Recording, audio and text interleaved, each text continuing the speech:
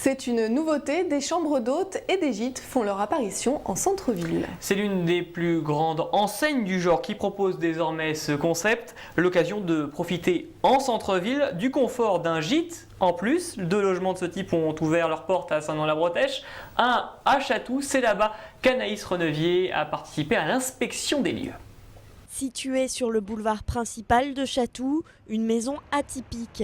Jacques, le propriétaire des lieux, a ouvert récemment une chambre d'hôte. Aujourd'hui, il passe l'épreuve finale, celle de l'inspection, en présence de la responsable départementale. Aucun détail ne sera épargné. Je regarde donc si ce sont plutôt des couettes, je vais regarder la literie, je vais regarder les draps, s'il y a donc des protections, ce qui est le cas. On voit bien là que la literie est toute neuve. Pour les représentants des gîtes de France, il est important de respecter de nombreux critères, gage de la réputation de l'enseigne. Propreté, confort et bien sûr accueil chaleureux font partie des bases sur lesquelles le label ne transige pas. On va dire la difficulté, c'était de satisfaire tous les critères. La quantité, c'était sur la quantité plutôt. Il fallait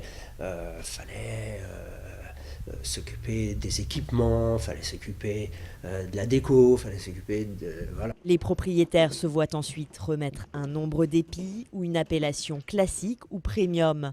Pour monter en grade dans le classement, il faut jouer sur les compléments. Peignoir, sauna, parc paysager, il faut savoir jouer de finesse et de subtilité. Et pendant la visite, même le contenu du petit déjeuner et l'état des tasses seront examinés. Pour Jacques, le contrôle s'est bien déroulé. Pourtant, s'il était obligatoire, ce sont avant tout les détails pratiques qui priment pour le client. Il va commencer par rechercher par rapport au lieu.